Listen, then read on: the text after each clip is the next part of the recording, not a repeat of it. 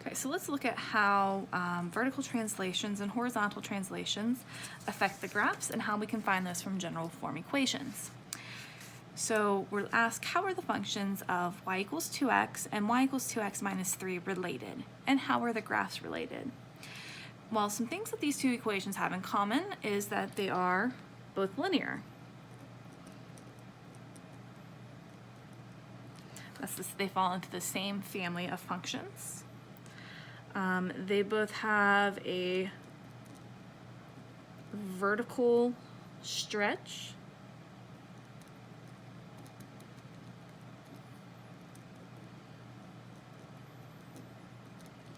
of 2, and I know that because a, the number in front of the x, is 2. This also happens to be the slope of that line, and that works in linears. That is not true in any other type of function, just the linears. Now, for ways that they're different. Well, let's take a look at graphing these. So y equals 2x has a y-intercept of 0. So I'm going to start there, and then I'm going to use my slope to find my next 2 points.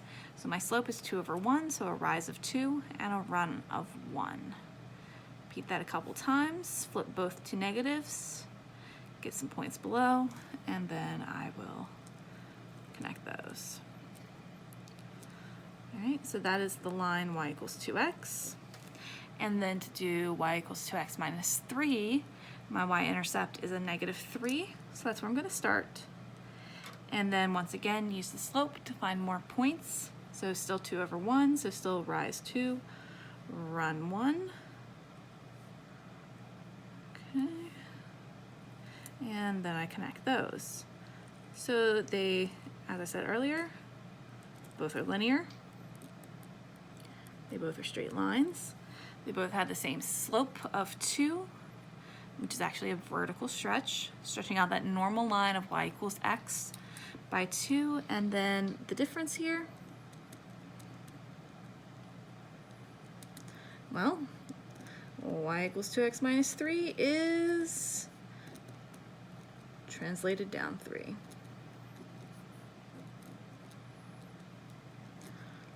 And I know that because my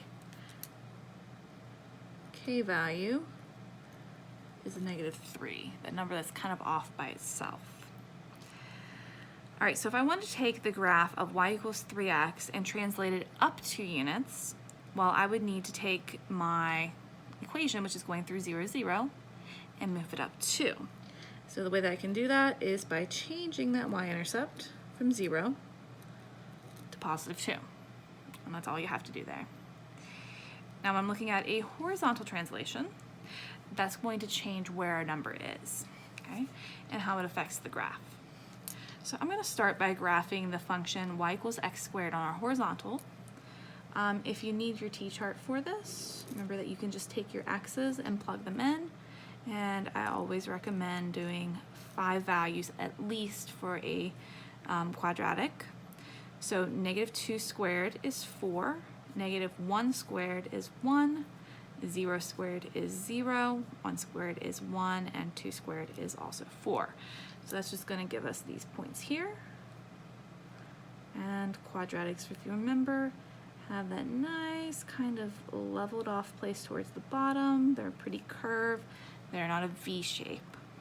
Right? So now I want to graph this one. Okay, so some things that I noticed is in that standard form, y equals a times f of x minus h plus k, that my horizontal translations are coming from this h value here.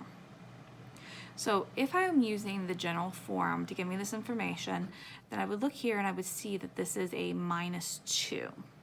Okay, so my h value here is a positive 2, and it's positive because this is looking at what took the place of the h. Well, it wasn't a negative 2, because if this was a negative 2 and it was h minus a negative 2, that would actually make a k an x plus 2 there. So that is not what's happening in our problem. In this problem, h is a positive 2.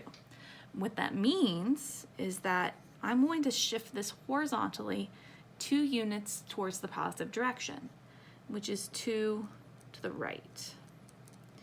Okay? And once you get more familiar with this, you can do this just by taking this parent function and then actually just counting over 2 from each point. Until we get there, I'm going to go ahead and I'm going to make a t-chart for my values.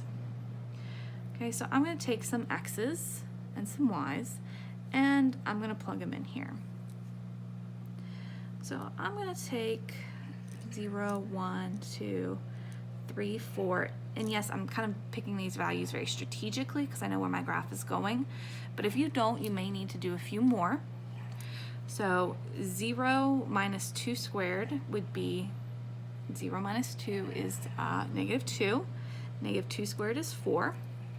1 minus 2 is negative 1. 1 squared is 1. 2 minus 2 is 0. 0 squared is 0. 3 minus 2 is 1. 1 squared is 1. And then 4 minus 2 is 2. 2 squared is 4. So that gives me where our points are located.